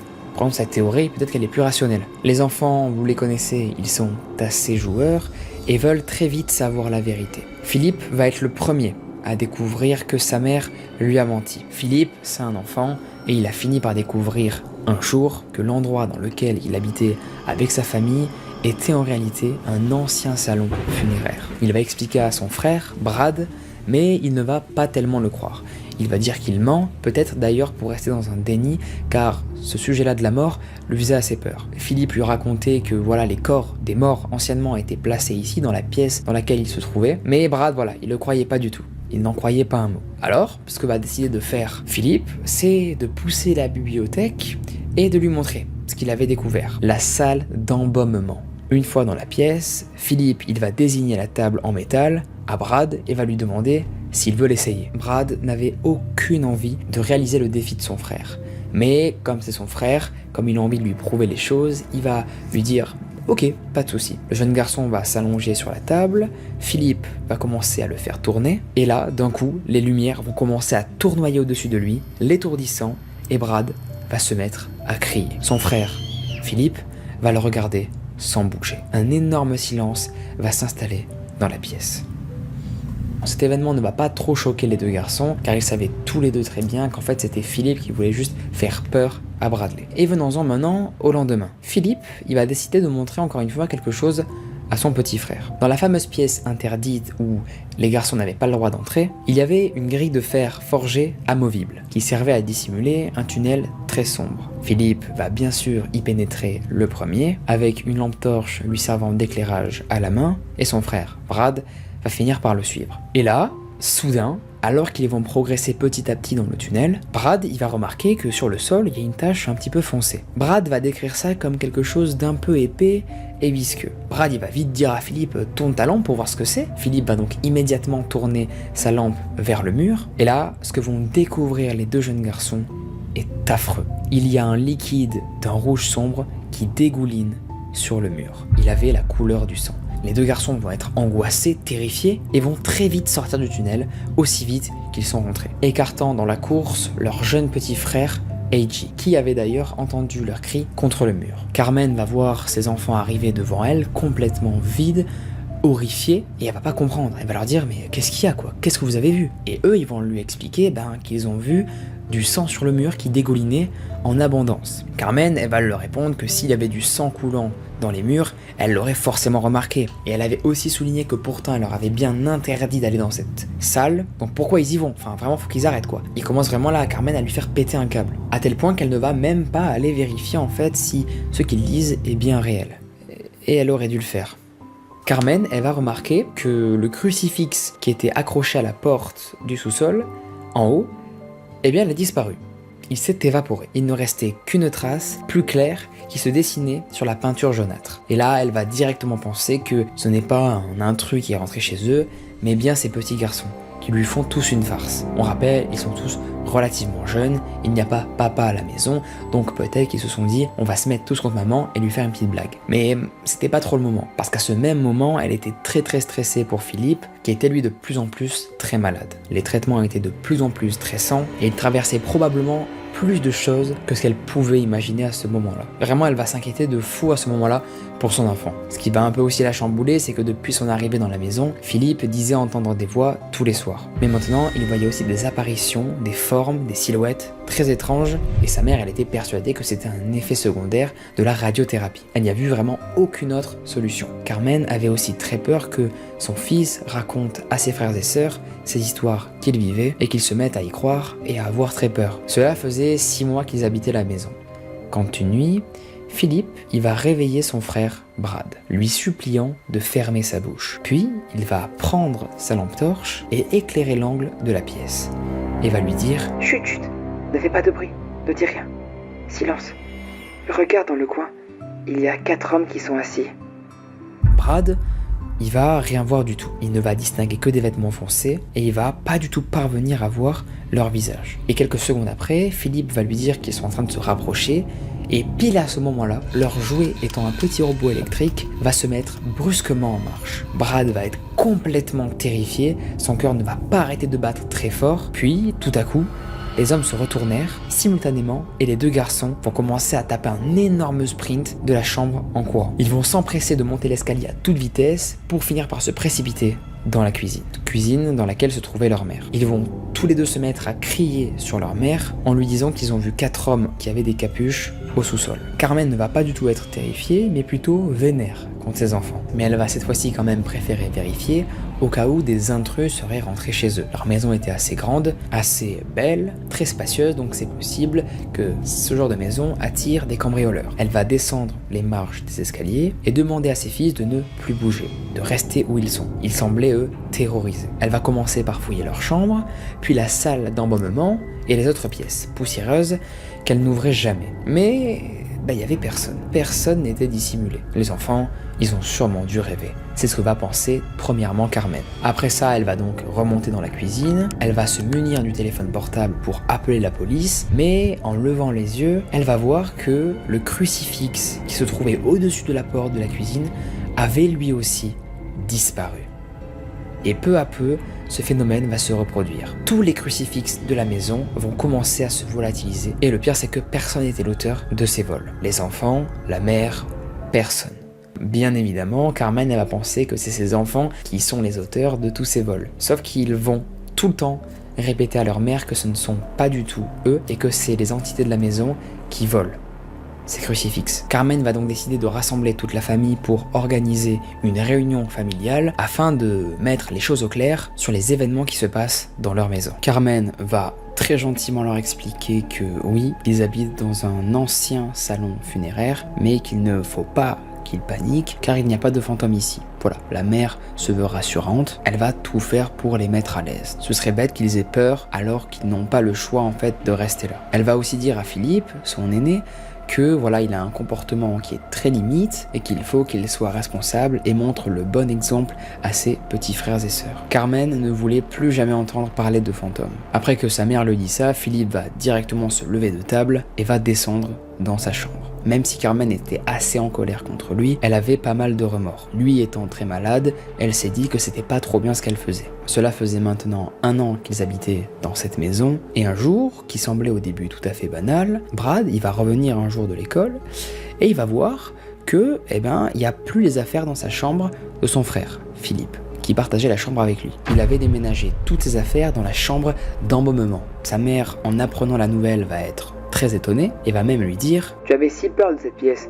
Pourquoi t'y installes-tu d'un coup ?» Et à cette question, Philippe ne va même pas prendre la peine de répondre. Il va simplement continuer à accrocher les posters qu'il était en train de mettre contre son mur en la regardant brièvement pour au final hausser les épaules. Carmen elle va très vite remarquer que le comportement de Philippe commence à devenir un petit peu bizarre. Carmen elle va être de plus en plus triste car elle va voir son enfant tombé dans une sorte de dépression très bizarre. Il se repliait tout le temps sur lui-même, ne parlait presque plus. Il ne souriait que très rarement et dites-vous qu'elle est arrivée à un stade même où elle n'arrivait même plus à communiquer avec lui.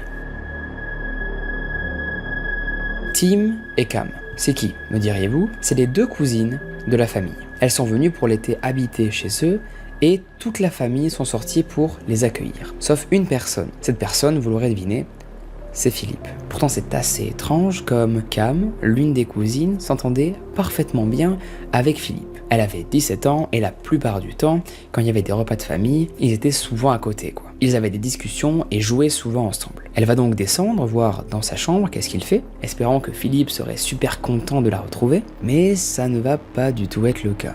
Arrivé dans la pièce, eh bien, Philippe il ne va absolument pas du tout la calculer et ne va pas sortir un mot de sa bouche. Il va rester immobile et ne va rien faire, rien lui dire. Cam avait beau lui parler, lui ne répondait absolument pas. Il ne laissait transparaître aucune expression. Philippe, il faut savoir qu'il écrivait souvent sur un petit carnet. Et ça intriguait souvent son petit frère Bart, qui lui demandait régulièrement « Mais qu'est-ce que tu y marques en fait sur ce carnet? Enfin, je veux savoir. C'est assez intriguant, je te vois souvent dessus. » Philippe ne répondait jamais quand il lui posait la question. Il le regardait simplement et le dévisageait. Bart trouvait son comportement de plus en plus critique, à tel point que quand il faisait cette phase-là, il en avait des frissons dans le dos. Et va arriver un fameux jour où on va avoir des réponses par rapport à ce fameux carnet. Cam, la cousine la plus âgée, qui a du coup 17 ans, voulait aider tranquillement Carmen, sa tante. Elle va descendre à un moment pour ranger la chambre de Philippe qui était vachement en désordre. Mais alors qu'elle faisait son lit, elle va découvrir un petit carnet noir dissimulé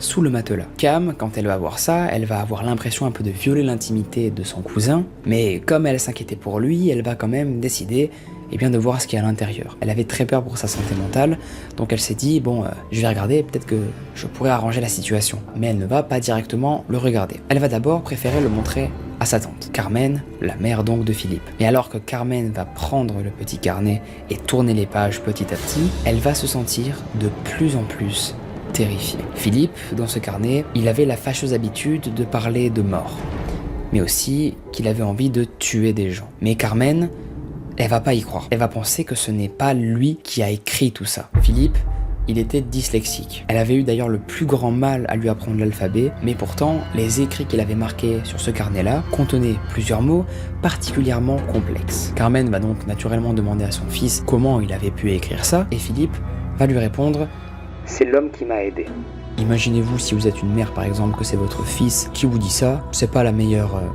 chose en vrai. Un soir, alors que la famille mangeait tranquillement, Philippe, il va étirer son bras afin d'attraper quelque chose qui était sur la table. Tout le monde et sa mère, elle va regarder son bras et elle va apercevoir qu'il y a une chose qui dépasse de sa chemise. Très vite inquiète, elle va soulever brusquement sa manche et va découvrir que son bras était recouvert d'étranges signes ésotériques. L'autre bras était aussi dans le même état. Comme va le remarquer de suite Carmen, certaines traces étaient très anciennes, elles avaient laissé des taches blanches sur sa peau, mais d'autres très fraîches, comme s'il venait de se le faire à l'instant. D'après l'analyse des cicatrices qu'avait fait Carmen, cela devait faire des mois qu'il se traçait des signes sur la peau. Sa mère va être épouvantée de voir que son fils se fait mal à la peau, et donc elle va lui demander « Pourquoi tu fais ça? Est-ce que tu te sens mal ?» Et lui va répondre « Je sais pas.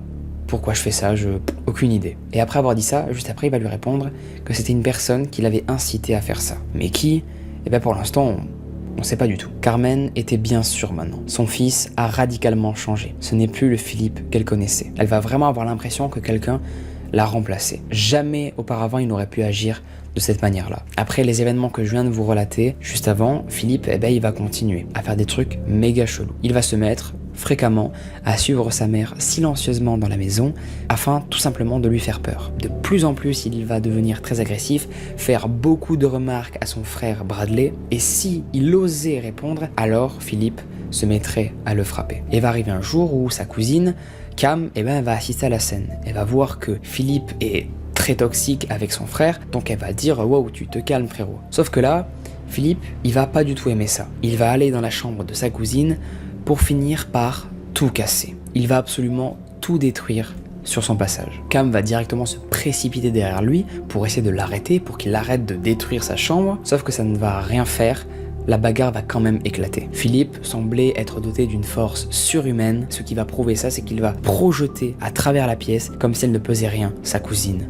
Cam. Cam va être complètement sous le choc de ce qui vient de se passer. Philippe, il est censé avoir un cancer, il est très malade, alors comment est-ce possible? Comment a-t-il pu faire ça? C'est ce qui va vraiment choquer sa cousine. Elle ne va pas comprendre. Jamais de base, il n'aurait pu avoir la force requise pour faire ce qu'il a fait. Mais c'est pas fini. La situation, elle va encore plus dégénérer. Elle va remarquer que le chandail qu'elle avait autour du cou commençait à se soulever tout seul, comme s'il lévitait. C'est arrivé même très souvent que Cam, elle ressente que quelqu'un en fait lui chope sa bretelle de soutien-gorge, comme si en fait quelqu'un voulait enlever son soutien-gorge et la dénuder, alors qu'il n'y avait absolument personne dans la pièce quoi.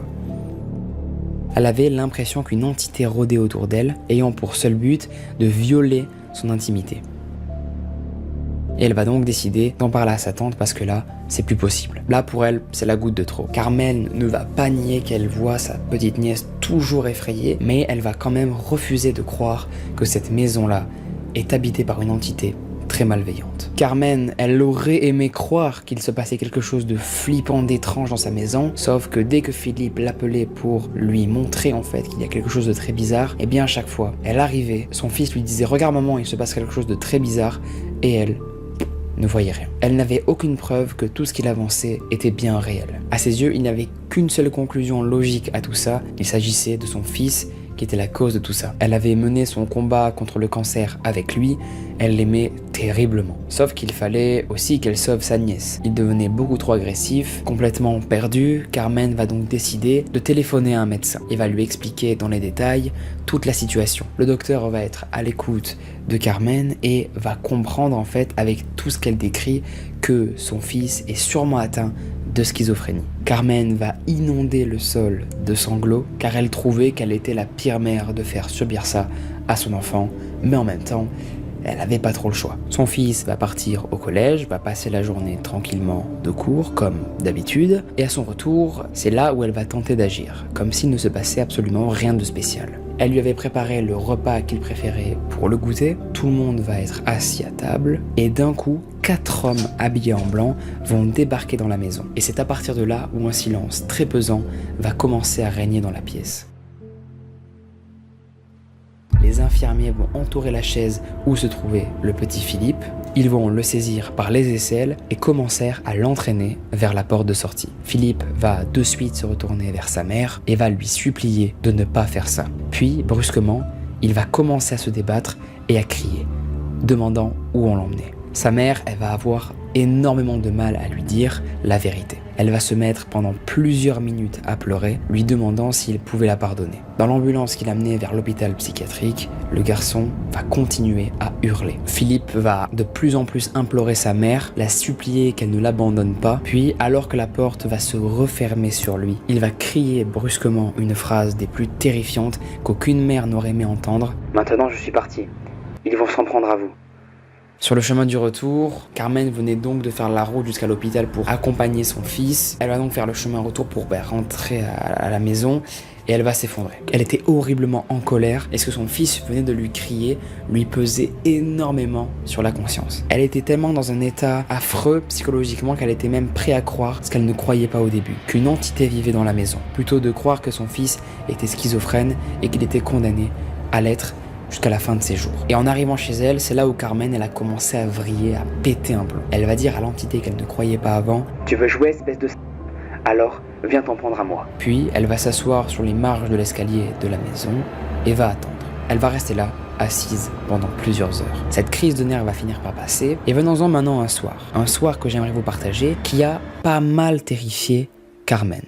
Il va arriver un fameux soir où Carmen, elle était assez épuisée des événements qui venaient de se passer, donc elle a décidé d'aller dormir. Elle dormait paisiblement quand Camille va venir frapper à sa porte. Cam, qui je le rappelle, est une cousine de la famille. La jeune fille va tout simplement lui dire une chose que personne n'aurait voulu entendre. Il s'est encore passé quelque chose de très bizarre dans la maison. Elle était allongée dans son lit quand soudain, quelqu'un a tiré sa couverture. Pourtant, Philippe, il était plus dans la maison. Carmen, du coup, elle va pas du tout comprendre ce qui se passe dans cette foutue maison. Elle va être prise d'un sentiment d'incompréhension totale et va s'apercevoir au même moment que l'un des crucifixes, le dernier d'ailleurs, a encore disparu, comme tous les autres précédents. Le truc horrible dans l'histoire, c'est que cette famille-là était pratiquante, c'était une famille chrétienne, et du coup, toutes ses convictions tombèrent totalement en miettes. Cam va se mettre à repeindre son lit, et sa tante va l'accompagner pour lui lire des passages de la Bible. La jeune fille était allongée, quand soudain, elle se mit à crier, et elle a commencé à dire vite à sa tante qu'une main était en train de la toucher sous ses sous-vêtements pour essayer de la déshabiller. Carmen va alors lever les yeux vers sa nièce et se rendre compte qu'il y a une main sous sa chemise de nuit qui est en train de la toucher. Comme elle nous le dit, le pire dans tout ça, c'est qu'elle arrivait parfaitement à la distinguer. Elle arrivait à voir les os et les jointures de la main. Alors le premier réflexe qu'elle va avoir, c'est prendre Cam dans ses bras et va courir vers la salle à manger avec elle. Les deux vont être totalement pétrifiés, l'atmosphère va se faire de plus en plus lourde, Carmen va ressentir que quelque chose ne va pas du tout dans cette maison, et ce qu'elle va entendre est sûrement la pire des choses, elle va entendre comme si quelqu'un grognait juste à côté d'elle. Carmen, elle va réaliser qu'elle n'aurait jamais dû interner son fils, car le problème n'était pas lui, mais bien le mal qui se trouvait dans la maison.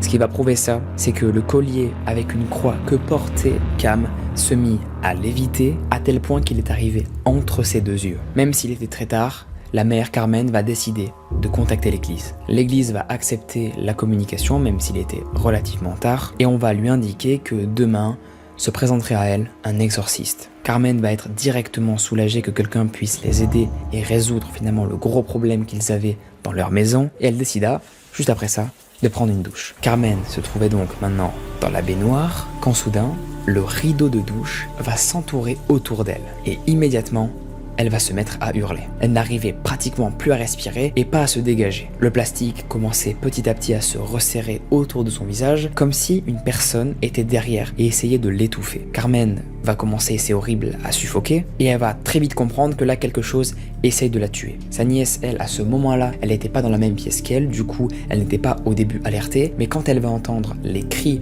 de sa tante, elle va commencer à paniquer et à venir l'aider. Et c'est là où elle va découvrir Carmen qui gisait sur le carrelage de la salle de bain. Elle était en train de se débattre pour sortir du rideau de douche, et la jeune fille a très vite compris que si elle n'arrivait pas du tout à la libérer, rapidement sa tante allait décéder. Alors sans aucune hésitation, Cam va se mettre à déchirer le plastique qui entourait sa tante. Carmen, ne vous inquiétez pas, elle a été sauvée. L'exorciste est donc finalement venu chez eux, il a un petit peu inspecté la maison pour voir ce qui se tramait et a directement dit qu'il ne fallait pas appeler un exorciste, mais bien des gens réellement ancrés dans le milieu du paranormal, des gens vraiment très forts, des spécialistes hors normes. J'ai nommé Ed et Lorraine Warren. 2 enquêteurs du paranormal très expérimentés qui vont pouvoir, peut-être, on ne sait pas encore, résoudre l'étrangeté de cette mystérieuse maison. On va maintenant aborder une phase très importante, l'enquête qu'ont menée les 2 enquêteurs spécialisés dans le monde du paranormal, Ed et Lorraine Warren. Depuis que Philippe il était parti de la maison, c'était n'importe quoi en termes d'événements paranormaux. Plein de choses très bizarres et de manière incessante se produisaient dans la maison. On pouvait y compter des odeurs de chair en décomposition qui se répandaient dans la maison, et des lumières qui s'allumaient par moments et qui s'éteignaient pour absolument aucune raison et toute seule. Même si on enlevait les ampoules, celles-ci continuaient à s'allumer. Bref, ça n'avait aucun sens. Tous les événements qui se produisaient, comme la mère l'explique, semblaient irréalistes. Et un jour, alors que Carmen, elle faisait les sols, l'eau du seau s'est mise brusquement à devenir tout rouge, et elle en avait la chair de poule. Puis, il va y avoir un autre épisode, l'épisode des assiettes. Carmen était sûre à 100% de les avoir posées sur la table un petit peu en vrac. Et quand elle s'est retournée, elles étaient toutes rangées. Elle avait l'impression horrible de devenir complètement folle et parano. Cam va aussi voir devant elle plusieurs événements des plus horribles. Des apparitions qui l'ont pas mal terrorisée. Elle les décrivait d'ailleurs en ces termes-là. Ils étaient incroyablement puissants. L'un d'entre eux était mince, avec des pommettes hautes, de longs cheveux noirs et des yeux d'airain. Un autre avait les cheveux et les yeux blancs. Il portait un smoking à rayures et ses pieds étaient constamment en mouvement. C'était beaucoup trop pour la famille. Ils ont donc, comme vous l'avez deviné, contacté Ed et Lorraine Warren pour investiguer dans la maison et voir ce qui se passe concrètement chez cette famille, ce qu'ils vivent au quotidien. John Zaffi, Ed et Lorraine Warren et 2 autres enquêteurs se sont donc rendus dans l'ancien salon funéraire du 208 Meriden Avenue, là où était la famille Snedeker. Ce qui va être assez surprenant, c'est qu'ils ont tout inventé. La famille en fait a totalement menti depuis le début. Pas du tout. C'est faux. Ed et Lorraine Warren ont exactement vécu les agressions que les démons avaient infligées à cette famille. Ils avaient reçu un grand nombre de gifles et de coups, et ils avaient même été poussés par terre. Lorraine, l'une des protagonistes enquêtrices, va rapporter d'ailleurs ceci. Dans la chambre principale, il y avait une trappe par laquelle les cercueils étaient montés et que durant la nuit, vous pouviez entendre des bruits de poulies et de chaînes, comme si les cercueils étaient soulevés. Comme si le salon funéraire en fait était toujours en marche et que des personnes déplaçaient des corps. Une nuit, alors que Ed entendait ces grincements sinistres dans la maison, il va se lever et aller voir d'où cela provenait pour finir par voir deux femmes qui dansaient dans la maison. Elles tournaient en cercle en dansant et quand Ed a voulu s'approcher d'eux, elles se sont volatilisées. Une enquête plus tard sera menée sur la maison pour voir quel a été finalement son passé, est-ce qu'il était un petit peu douteux, est-ce qu'il y a une explication à tous ces phénomènes-là assez bizarres. Et oui, figurez-vous que la maison releva que d'anciens employés d'une entreprise de pompes funèbres s'étaient rendus coupables de nécrophilie et de nécromancie, deux termes que je devrais biper au montage comme vous l'aurez deviné, et qui définissent ça. Et on suppose que c'est ces événements-là qui ont attiré le mal dans cette maison. Un exorciste va être réalisé en 1988. On va le savoir ça grâce à une déclaration de Lorraine Warren qu'elle avait pu faire à l'Associated Press où elle explique que la maison a été nettoyée de fond en comble de toute présence maléfique et que depuis cet événement, il y a rarement eu des événements un petit peu chelous, voire plus du tout en fait. Mais alors une question importante doit se poser.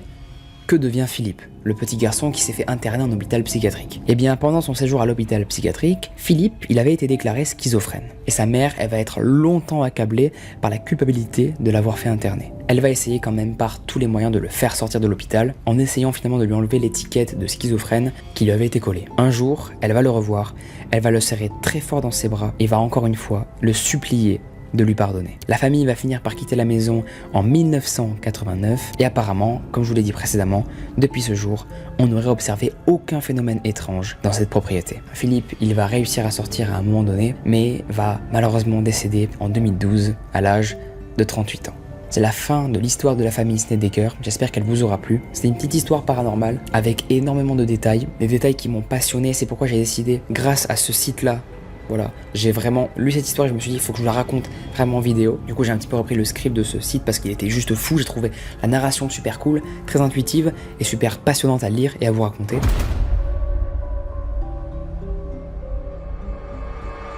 Qui est Peyton Gendron? C'est un adolescent de 18 ans qui a l'air tout simplement normal et qui vit à Coquelin, une petite ville du sud rural de l'état de New York qui était anciennement employé dans une épicerie de sa ville, jusqu'à ce qu'il démissionne 3 mois plus tôt. Peyton, il va être décrit comme un garçon assez réservé, très intelligent par contre, mais voilà qui ne dit pas trop grand chose. Il ne parle pas trop avec les autres. Plusieurs élèves d'ailleurs qui étaient avec lui à l'école vont témoigner et dire ce qu'ils ressentaient sur lui. D'après un ancien camarade à lui, un jour, Peyton y serait arrivé au lycée vêtu d'une combinaison de protection contre les produits dangereux, bien après que le Covid-19 soit passé et que les mesures sanitaires étaient enlevées. Ce jour-là, il portait une tenue complète avec des bottes et des gants. Il avait des comportements un petit peu comme ça, totalement à côté quoi, qui ne ressemblaient pas du tout aux normes. On aurait pu le comprendre, par exemple si une personne de sa famille était gravement malade et qui, du coup au contact du Covid, aurait sûrement pu mourir, ok on le comprend du coup pour ça, il voulait peut-être protéger un membre de sa famille, sauf que non, personne n'était malade dans sa famille, il voulait juste se protéger lui de manière extrême. Bon, pourquoi pas, encore ça va. Un autre adolescent va raconter qu'il l'avait aussi côtoyé au lycée et au collège, et comme il va nous le confirmer, il se souvient qu'il était pas du tout social. Je savais qu'il s'intéressait aux armes, mais là où on a grandi, dans une petite ville rurale du sud, dans l'état de New York, ça n'avait rien d'inhabituel. C'est vrai. Tout ça n'avait rien d'étrange. On est à New York, c'est très fréquent que des personnes, s'intéressent aux armes et en ont même sur eux. Mais jusqu'à quel prix? Un jour, on va apprendre qu'un individu aurait conduit depuis la ville de Coquelin, une localité rurale à 300 km de là, jusqu'au quartier Buffalo. L'homme va sortir de sa voiture vers 14h30, il va se diriger vers le parc de stationnement du supermarché Top Friendly Market, dans un quartier assez pauvre du Buffalo, qui était d'ailleurs relativement fréquenté le week-end par des personnes essentiellement noires, dont de nombreuses personnes âgées, et c'est à cet endroit-là où il va le faire. L'homme était bien Peyton, et il va ouvrir le feu avec ce qui ressemble à un fusil semi-automatique AR-15. Il va toucher 4 personnes, dont 3 qui vont mourir sur le coup. Il va ensuite entrer dans le supermarché pour continuer sa tuerie. Les clients faisaient tranquillement leur achat sans savoir qu'ils allaient se faire tirer dessus. Une vieille dame de 86 ans va être tuée, ainsi que d'autres clients, de manière totalement aléatoire. Aaron Sater, un agent de sécurité qui était proche de la scène, va essayer de s'interposer face au criminel. Il va tenter de lui tirer dessus, mais le gilet pare-balles de Peyton va l'arrêter, et c'est à ce moment-là qu'il va donc tirer sur l'agent et le tuer, sans aucun scrupule. Peyton va ensuite se diriger vers l'entrée du magasin, là où la police de Buffalo s'était déployée. Les policiers vont réussir à convaincre Peyton de lâcher son arme, et pile à ce moment-là, il va mettre le canon de son arme sous son menton et va poser son arme juste après. Il n'a pas eu le courage de le faire, il voulait devant tout le monde se donner la mort, sauf qu'il a finalement enlevé son gilet pare-balles et il s'est allongé sur le sol où les policiers ont fini par le menotter. Au total, il y aura 13 victimes qui vont être tuées. Toutes ces victimes étaient noires. Et le fait que j'ai mis dans le titre « Vécu en ligne », il est ici. La vidéo du massacre a été diffusée en direct sur la plateforme Twitch. Twitch a directement réagi, ils ont compris que l'auteur de ce live n'était pas une personne recommandable, donc ils ont arrêté le stream et l'ont bloqué de partout. Ce live avait été possible parce qu'en fait, Peyton avait une dashcam, donc une caméra qui se situait sur son torse, pour filmer tout ce qu'il faisait, pour filmer son meurtre. Plusieurs mois avant le massacre, Peyton, il avait confectionné un manifeste raciste en disant très clairement qu'il voulait tuer des personnes noires. Il aurait publié les 180 pages de son manifeste juste avant la tuerie qu'il a fait. Mais ça, c'est d'après les médias, on n'en est pas vraiment trop sûr. La police va longtemps soupçonner que c'est Peyton qui avait leak son manifeste, à la portée de quiconque voulait lire ces absurdités et horreurs finalement. Au début, on n'était pas trop sûr que ce soit Peyton qui avait écrit ça, mais quand tout ça s'est rendu public, globalement, tout le monde a vu que en fait, tout ce que rassemblait ce manifeste-là était exactement les idéologies au millimètre près de Peyton. À l'intérieur, l'auteur se définit comme lui-même un suprémaciste blanc et affirme très clairement qu'il existe un remplacement ethnique et culturel de la population blanche. Il reprend la théorie très connue et horrible du grand remplacement raciste prôné par le français Renaud Camus. Le racisme vraiment occupait une place centrale dans ce document. Peyton dit s'être radicalisé sur Internet. Il va longuement insister sur le fait que ses opinions n'ont pas du tout été influencées par ses parents ou même ses amis. Tout ça, ça a commencé à l'âge de 16 ans. Pendant la pandémie, il s'ennuyait énormément et cet ennui qu'il ressentait l'a poussé à aller dans les tréfonds d'Internet. Ce manifeste contenait également une quantité de détails sur les différents équipements qu'il avait pu acheter et les modifications qu'il avait apportées à ces équipements-là pour les rendre encore plus dévastateurs et meurtriers. Il va même déclarer dans ce document-là que ses objectifs étaient de tuer autant de noirs que possible. Il ne voulait pas mourir pour répandre les idées qui lui correspondaient. Le manifeste va aussi indiquer qu'il s'est entraîné à exécuter les gestes de l'attaque mortelle. Il comprenait un plan du magasin dessiné à la main et un plan étape par étape de ce qu'il devait faire avant l'attaque et une fois à l'intérieur du magasin. Après s'être fait arrêter, comme vous l'aurez compris juste au début, il va plaider non coupable, il va dire qu'il a rien fait, sauf que il avait tout prémédité. Il y a trop de preuves contre lui et même beaucoup trop de témoins. Donc il a fini en prison, il est actuellement encore en prison et on lui souhaite de rester là.